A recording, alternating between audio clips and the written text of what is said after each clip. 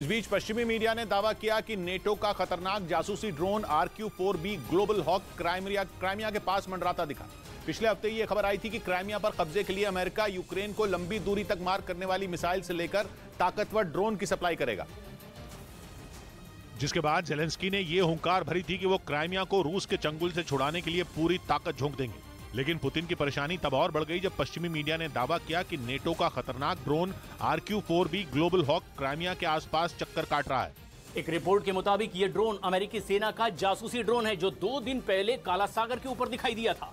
इसी वजह से पश्चिमी मीडिया का कहना है कि जल्द ही यूक्रेन की सेना अमेरिका की मदद से क्राइमिया पर बड़ा हमला बोल सकती है। और अगर ऐसा हुआ तो यह पुतिन के लिए किसी बड़े झटके से कम नहीं होगा। हालांकि इससे पहले पिछले साल अक्टूबर में क्राइमिया के सेवेस्तोपोल नेवल बेस पर ड्रोन से हमला हुआ था, जिसमें काला सागर में मौजूद रूस की नेवी को काफी नुकसान उठाना पड़ा था। इस हमले के लिए रूस ने अमेरिका पर आरोप लगाया था। पुतिन का आरोप था कि सेवेस्तोपोल नेवल बेस पर हमले के वक्त काला सागर के ऊपर अमेरिकी सेना का ड्रोन RQ-4B ग्लोबल हॉक मंडरा रहा था, जिसने हमले में शामिल दूसरे ड्रोन को कंट्रोल किया था। और अब एक बार फिर अमेरिका का ये घातक हथियार क्राइमिया के पास दिखाई दिया है, जिसके बाद ये माना जा रहा है कि क्राइमिया को पुतिन से छीनने के लिए अमेरिका और यूक्रेन किसी बड़ी रणनीति पर काम कर रहे हैं। लेकिन यूक्रेन का हिस्सा रहा क्राइमिया पिछले 8 साल से रूस के पास है और यूक्रेन पर हमले के बाद तो क्राइमिया रूस के लिए पहले से भी ज्यादा अहम हो गया है, क्योंकि इसके जरिए रूस की सेना यूक्रेन में दाखिल होती है। क्राइमिया पर कब्जे के बाद पुतिन ने उसे रूस से जोड़ने के लिए कर्ज ब्रिज बना दिया था। इसी ब्रिज का इस्तेमाल करके रूस घातक हथियार और सैनिक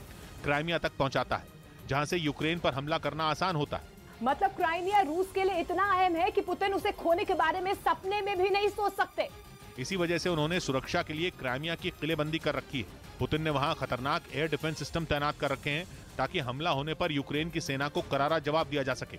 इधर कांग्रेस नेता दिग्विजय सिंह ने जम्मू में लोगों को संबोधित करते हुए सर्जिकल स्ट्राइक पर सवाल उठाया और सरकार से उसका सबूत मांगा, जिस पर बीजेपी भड़क गई और उसने इस बयान को सेना के सम्मान से जोड़ दिया। बीजेपी को यह मौका इसलिए मिला क्योंकि जम्मू में भारत जोड़ो यात्रा के दौरान दिग्विजय सिंह ने 2016 की सर्जिकल स्ट्राइक का सबूत मांग लिया। सर्जिकल स्ट्राइक की बात करते हैं लेकिन प्रमाण कुछ नहीं, जिसके बाद बीजेपी ने कांग्रेस के खिलाफ मोर्चा खोल दिया। आप भारतीय सेना के खिलाफ बोलेंगे, ये भारत बर्दाश्त नहीं करेगा। वैसे दिग्विजय पहले भी सर्जिकल स्ट्राइक पर सवाल उठा चुके हैं और 2024 का चुनाव आते ही उन्हें फिर से वही मुद्दा याद आ गया, वो भी भारत जोड़ो यात्रा के दौरान, जबकि राहुल गांधी ये यात्रा बीजेपी को बैकफुट पर धकेलने के लिए कर रहे हैं। लेकिन इसी यात्रा में दिग्विजय ने ऐसा बयान दिया कि बीजेपी को फ्रंट फुट पर खेलने का मौका मिल गया। उधर बिहार के सिवान जिले में जहरीली शराब पीने से 5 लोगों की मौत हो गई, जबकि करीब 12 लोगों को अस्पताल में भर्ती कराना पड़ा, जिनमें कई लोगों की हालत गंभीर बताई गई।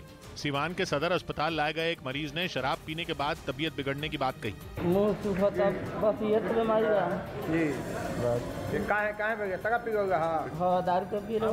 इस मामले में प्रशासन ने 10 आरोपियों को गिरफ्तार कर लिया।